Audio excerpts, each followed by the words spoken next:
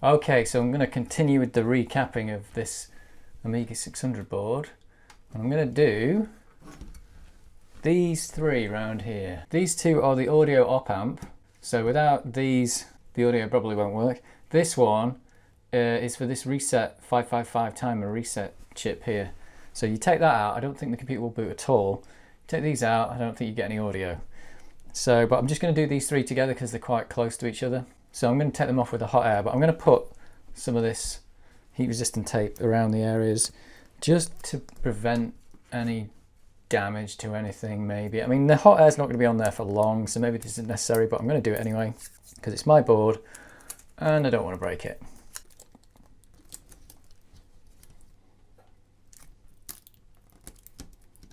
So like I said, I'm not sure how necessary it is to do this with the tape, but it doesn't take long and it doesn't cost very much, so why not?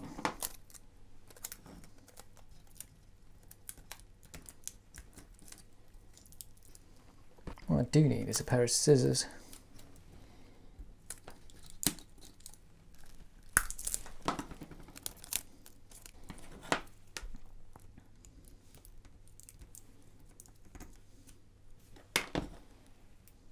There we go.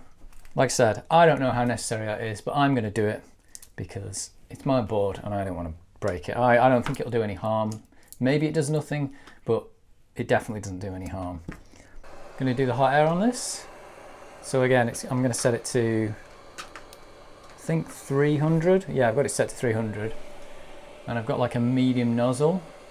And I've got these tweezers to... These are just to pick the capacitor up. I am not going to like wrench the capacitor off with these. It will fall off on its own. The hot air is going to melt the solder and you shouldn't have to apply any force to get these things off. And I did just take a picture of it before just so I could make sure that I could see what the values of the capacitors were and what way around they were, just in case the board markings are wrong or in case any of these other components happen to get desoldered. I'd know exactly where they were or whatever. But that's just a precaution again, like that probably won't happen. But yeah, I was checking other recapping videos that people have done, and people recap these things in various ways, but one guy's got a video and it's really bad to watch it because what he does is he gets a soldering iron and he heats up one pad here, but while he's heating that one pad up, he's just rocking this capacitor. And you look at it and you think, well, that's insane because you've heated up one pad and the other one's still completely soldered on. And by rocking it, you're just pulling the other pad. And yeah, he does that. And he literally lifts both the pads on both of these capacitors. These are the first two he takes off. And he lifts them both off, which is just crazy because you look at it and think, well, yeah, if you don't heat both pads up at the same time, you've got to be applying force to one of the capacitors. So that's just crazy that people try it that way. But yeah, he has to spend ages then fixing the pads and it's an absolute mess.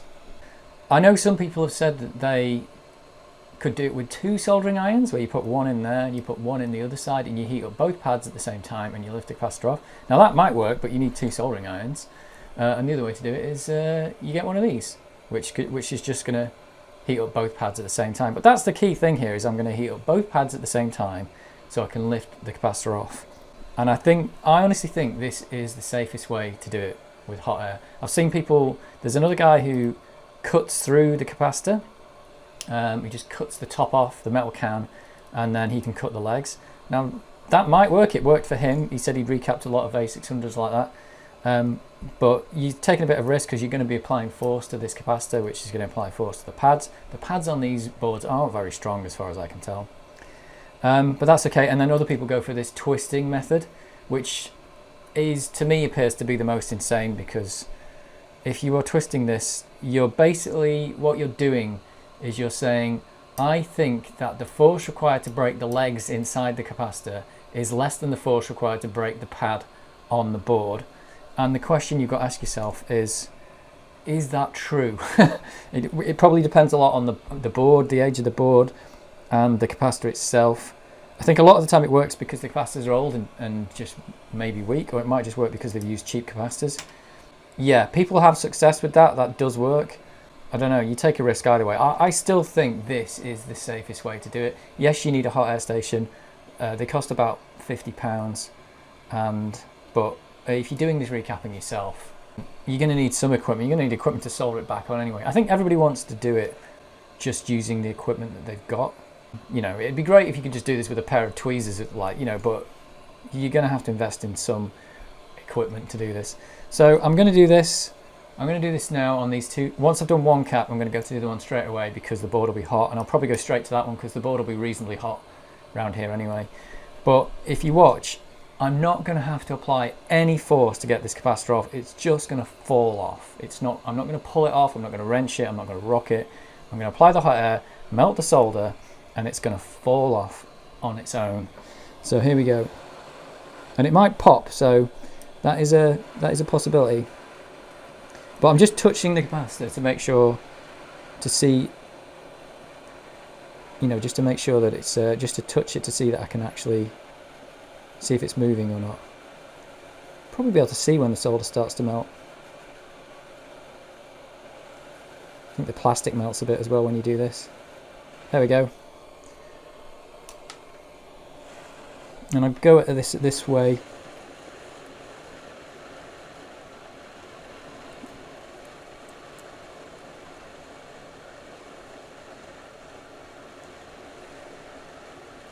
There we go. I barely touched it and it fell off.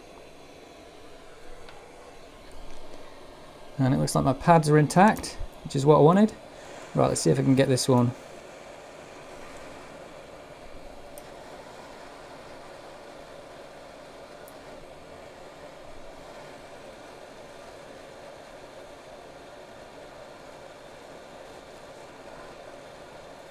There we go. So if you get that right, they just fall off. You don't put any pressure on them at all. They literally just fall off on their own.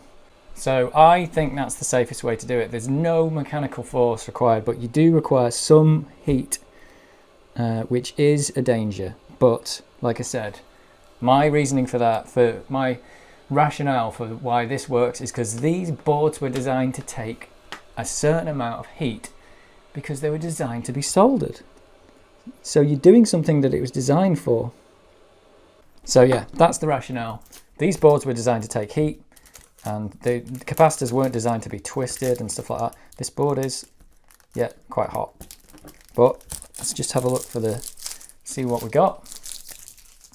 And the answer is, it looks pretty good. Don't think they leaked. So I'm just going to clean those up now. Bit of alcohol first, just to make, if there is any leakage, I'll just clean that off with alcohol. They're looking pretty good already.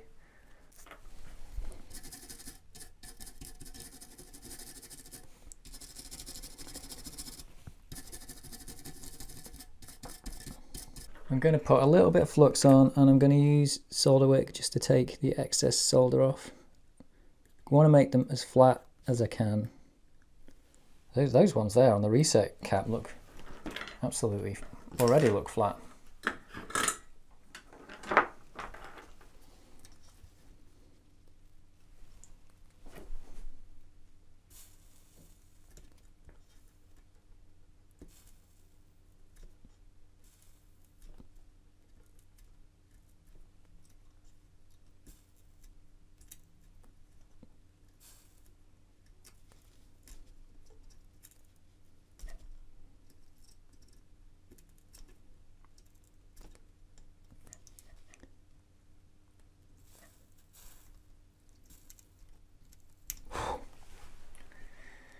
Tiny bit of cleanup, and let's just clean it with some alcohol and see what we won.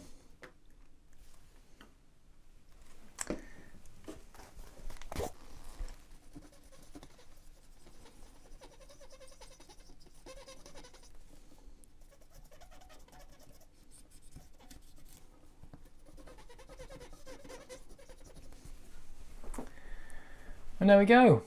That is absolutely no damage, no lifted traces, no problem. So I honestly think, I mean, I know lots of people have got their different ways of doing it, but all their ways of doing it, all the other ways of doing it, are just to make it quicker. And if you're doing this yourself and you're like doing it to just restore your old computer, are you really bothered about doing this 30 minutes quicker? Or do you really care about not breaking these pads? Because like that looks brand new now. So I think you take your risk either way. But yeah, all these other ways of getting these capacitors off, twisting them, cutting them, and using a soldering iron on one leg, which is the worst one I've seen. Yeah, take your chances. I think hot air is the way to go. You know, you could say, well, I could damage this with the hot air. Well, it's possible, but this was designed to be, this chip was designed to take a certain amount of heat because it was soldered on. So again, I think that's the rationale. I think that's the way that works. Yeah, so if you wanted to be really thorough and make sure you hadn't broken any pads, you could just check continuity on these. This one and this bit. And here. This one.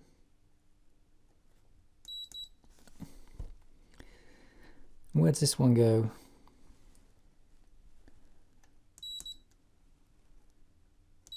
There you go. I mean, I didn't really need to do that. I could see that those were good. But if you really want to be sure that you've not broken anything, then that's the way to go. So these are the replacements. So these are a bit smaller, but they're going to go there. So I might do, I'll do this one first, I think. So I'm just going to put a little dab of solder on this pad.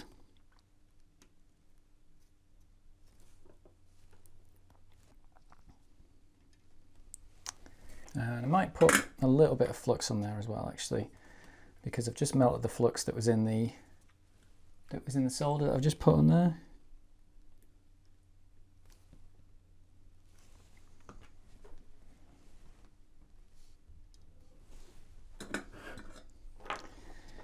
Make sure you get it the right way around. I'm just going to melt the solder on that pad. Oops.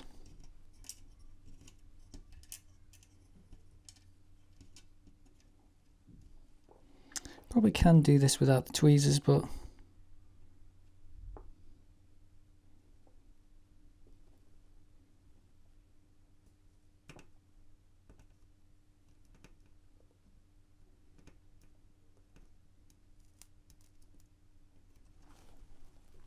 so I've just melted it on, but it's not quite on flat, so I'm just going to melt it again and push it down.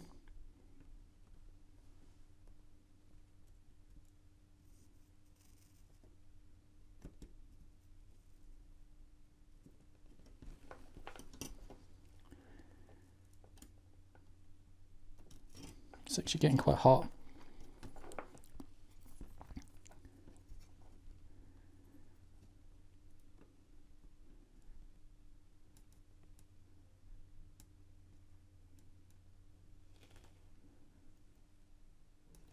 Not quite on.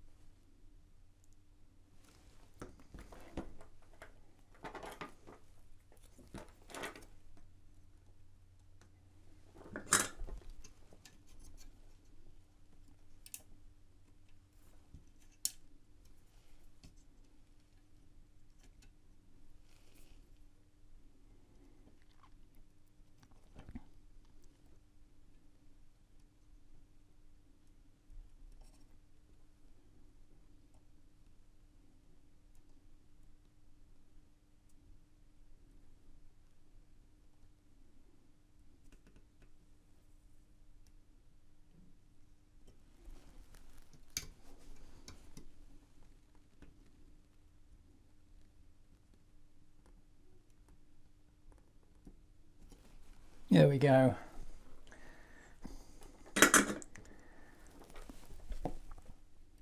Yeah, so one side of that's on pretty good. So I'll just get the other side on. A little bit more fluxed, isn't going to hurt. Just a tiny amount.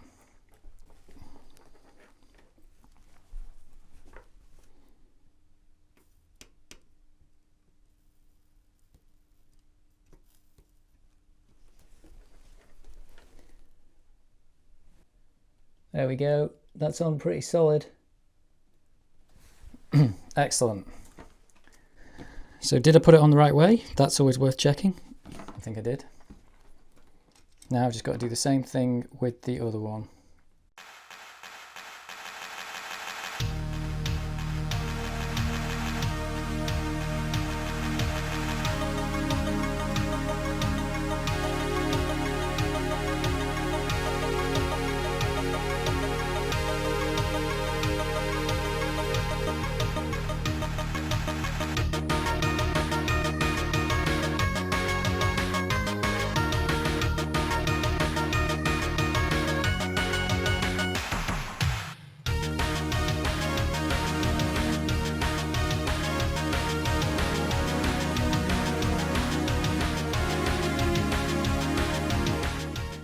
There we go, just giving it a nudge at the bottom to make sure it's on.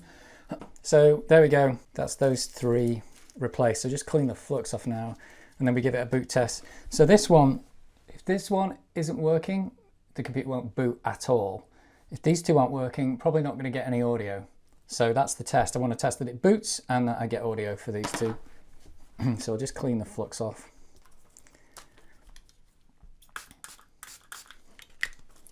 This liquid flux is the worst for cleaning up.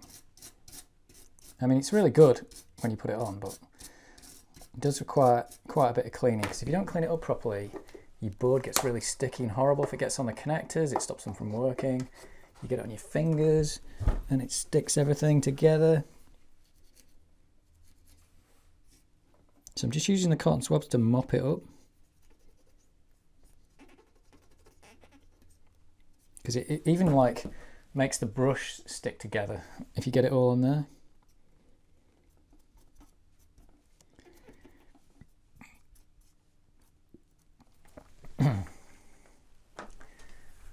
There we go.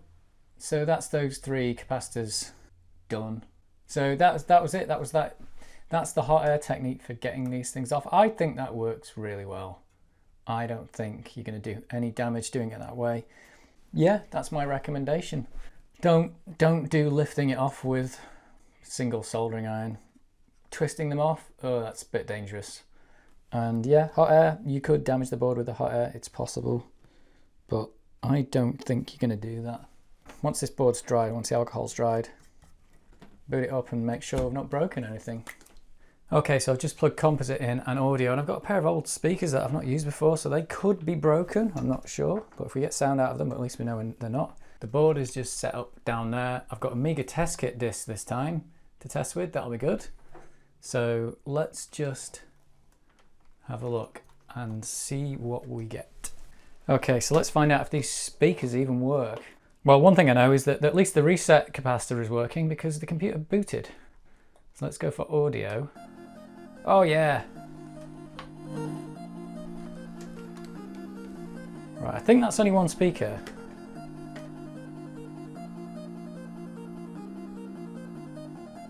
I haven't got, I can turn these off. Let's see, left. We got a right channel? No. I don't think that's the Amiga, I think that's these crappy speakers that I've got. But you can't test this Amiga by unplugging one of these, because when you unplug one, it sends all 4 channels to one. So normally it sends 2 channels to one and 2 channels to the other. But if you unplug one, it sends all 4 to the other one. So if I plug this back in, I actually end up getting half the sound because one of my speakers doesn't work. I'll plug the audio directly into my audio recorder, and then we'll be able to, I won't be able to hear it, but I'll be able to record the audio so that we can have the full effect of it.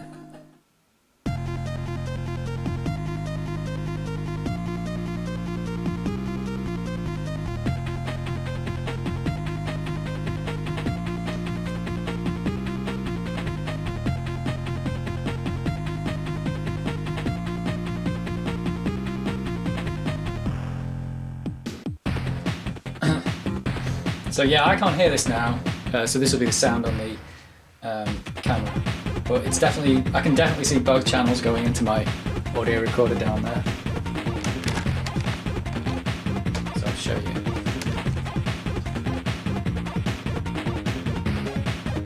Yeah, so that's definitely working. Although I can't hear it, you can, which is great.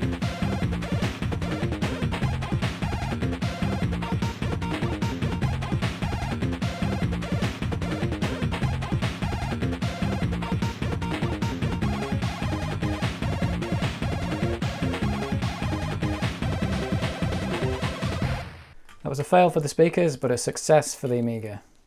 So I'm going to leave it here. Might do some more recapping next time, but I've shown you how I do it now, so it's pretty much going to be the same for the rest of it. I've shown you how to do the hard ones. Might do some more on video or not. It does take longer because you've got to organise this thing and get all the stuff in the right way so you can actually see what you're doing. But yeah, I just thought it'd be nice to see how somebody does it, and I could do a comparison of how other people have done it. Especially the people who've, you know, at least put their video online to say, hey look, I did this and I lifted a trace. Take your risk either way. Yeah, that's 5 of the 20 capacitors done, and a lot of the rest when I do them, yeah, it's the clump near the power over here is the ones that they're actually probably quite quick because you take them all off at once. But like I said, when I do these ones, I don't take these 3 off. So if you're going to take that out, there's no point having those capacitors anyway. But I'm doing the opposite. I'm just taking the capacitors out and not putting them back. I think it's this 3 in a row, because this thing I'm never going to use it. And you could take that if you want, but it's just a bit of a pain because it's so big and it sucks out all the heat. So it's just difficult to get off. But if you're going to take that out, you might as well take those 3 caps out, and you can take that resistor out as well, I think. But I'm not going to do that. I'm just not going to replace those 3 caps there. But you can do that if you want to, if you really desperately want the RF modulator working.